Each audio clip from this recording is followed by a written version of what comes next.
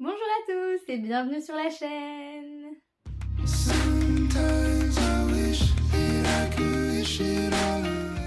Aujourd'hui, on se retrouve dans un tout nouvel avis lecture pour parler de Tiny Pretty Things, un roman publié chez Hachette Romans et écrit par Sona Charepotra et Doniel Clayton.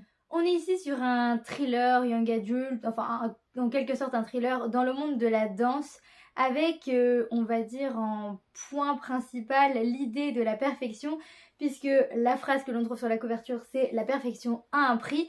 Et j'avais extrêmement hâte de le découvrir, il me donnait très envie, j'avais beaucoup d'attentes et je peux vous dire qu'heureusement, je n'ai pas du tout été déçue. Dans ce roman, on suit trois personnages, trois filles, donc Gigi, Beth et June, qui sont donc danseuses dans la prestigieuse école du ballet de New York. Et tout commence lorsque Gigi, qui est la nouvelle élève de l'école et en plus la seule élève noire de l'école, est choisie pour incarner le rôle titre du premier ballet de l'année. Et donc à ce moment-là, tout bascule, les rivalités se déchaînent. On a donc Beth qui, elle, est considérée comme la star de l'école, qui a toujours été supérieure aux autres, qui rêve d'avoir tous les premiers rôles, évidemment. Eh bien, elle est prête à tout pour récupérer son titre et pour éviter la rage de sa mère. Et June, elle, rêve de décrocher, pour une fois, un autre rôle que celui d'une doublure. Elle ne veut plus être cantonnée à ce rôle. Et donc on va suivre le quotidien, le parcours de ces trois filles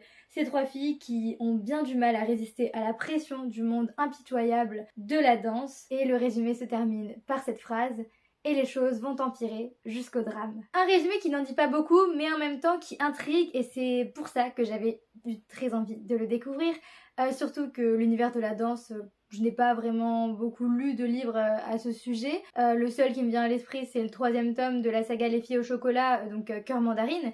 Mais on n'est pas du tout dans la même ambiance. Parce que oui, j'ai adoré ce livre, c'est sûrement une de mes meilleures lectures de l'année. Ça a été un coup de cœur, tout d'abord pour l'ambiance. On a cette tension, on a cette ambiance. On est plongé dans cette école où tout le monde veut être parfait, tout le monde veut être le plus fort. Et s'il y a vraiment cette atmosphère qui est retranscrite à merveille par les deux autrices, et j'ai adoré ça. On sent toute cette pression, on sent le travail, on a des descriptions des scènes de danse, on est vraiment plongé, c'est très immersif en fait, et j'ai beaucoup aimé tout ça. On a vraiment l'impression d'y être dans cette école de danse et c'était génial. Mais il n'y a pas que ça, puisqu'il y a les secrets, les mystères, les retournements de situation, parce qu'on apprend qu'il s'est passé quelque chose avec une ancienne élève, mais on sait pas exactement quoi. Et Gigi va essayer de trouver des réponses à ces questions, elle va essayer d'éviter qu'on s'en prenne à elle, parce qu'après avoir décroché ce rôle, elle va recevoir des menaces et des petites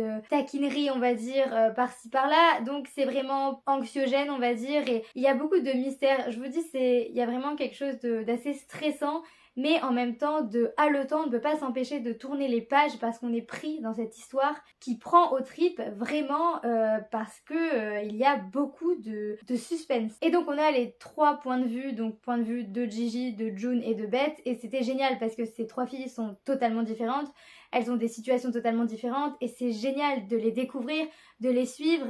Elles ont chacun leurs problèmes, on va dire. Bon, en même temps elles sont liées toutes les trois, elles se parlent, elles se rencontrent, etc.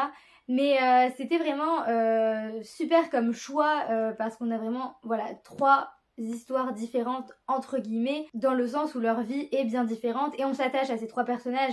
Même Beth, qui peut paraître, on va dire, l'antagoniste de l'histoire parce qu'elle veut être la meilleure, elle veut toujours être parfaite, elle est prête à tous les sales coups pour y arriver, mais on comprend pourquoi il y a beaucoup de choses derrière. Et j'ai adoré parce qu'en plus on découvre tout ça au fur et à mesure, on a vraiment ces découvertes qui se font au fil des pages et c'est encore plus prenant et captivant. C'est ça, c'était captivant, fascinant. Ça se lit tout seul en fait, on a les événements qui se déroulent comme ça. On ne peut pas vraiment résumer dans le sens où cette aventure qui se crée au fil des pages pour arriver sur une fin assez glaçante et surprenante et explosive, j'ai envie de dire, qui donne envie de découvrir la suite parce que oui, Tiny Pretty Things n'est pas un tome unique, c'est en fait une duologie. Le 2e tome s'appelle Shiny Broken Pieces et je ne l'ai pas lu, je ne l'ai pas, mais il me le faut parce que j'ai besoin de connaître la suite et la fin de l'histoire.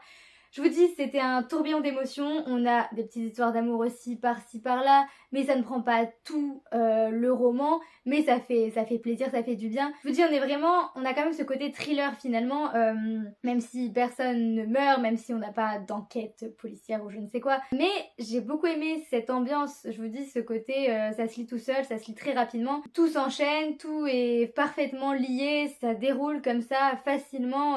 Je ne sais pas si vous voyez un peu ce que je veux dire, mais c'est ce côté-là, j'ai vraiment aimé. C'est encore un très bon roman young adult qui aborde plein de sujets différents. On n'est pas que dans la danse et dans l'idée de perfection. On a plein de choses différentes. C'est pour ça que c'est un roman aussi extrêmement riche et je ne veux pas en dire trop parce que je veux que vous le découvriez par vous-même. Parce que voilà, Tiny Pretty Things, c'est vraiment une pépite qu'il faut lire immédiatement. Je n'arrive vraiment pas en fait à trouver tous les mots qui seraient assez forts pour vous exprimer mon amour pour ce livre. J'espère avoir pu vous donner envie. Sinon, il y a une série qui est donc l'adaptation du livre. Alors, je suis en train de la regarder, mais clairement, vous pouvez la regarder sans avoir lu le livre parce que elle n'est, j'ai envie de dire, ce n'est pas une bonne adaptation dans le sens où beaucoup de détails ont été changés, les personnages ont des prénoms différents, j'arrive même pas à savoir qui est qui, l'histoire a été changée, on retrouve des éléments mais ça a été un peu réinventé et elle est bien, j'aime bien, mais c'est pas le livre. Le livre restera quand même quelque chose d'unique, un récit que je n'oublierai jamais et que je relirai avec plaisir parce que même s'il fait plus de 400 pages, il se dévore. Et je vous dis, c'est ce mélange de cette ambiance, ces personnages, toutes ces thématiques abordées, ces répliques aussi, j'ai mis des post-it parce qu'il y a des phrases qui marquent, qui claquent. Et ouais, c'était vraiment bien. C'est tout pour ce petit avis lecture. J'espère que vous allez aller courir acheter Tiny Pretty Things. Ou sinon, si vous l'avez lu, dites-le moi en commentaire. Je vous tiendrai au courant de si j'achète la suite et si je la lis. Bon, je l'achèterai évidemment quand, je ne sais pas encore. Mais vraiment, j'ai trop hâte. C'est vraiment un livre incroyable que je n'oublierai jamais. Et j'espère que vous allez aussi l'aimer si vous le lisez. Voilà, si vous avez d'autres livres sur la danse, par exemple, vous pouvez me les recommander en commentaire. Comme ça me fera d'autres titres. Et sur ce, moi je vous dis à la prochaine dans une prochaine vidéo. Salut!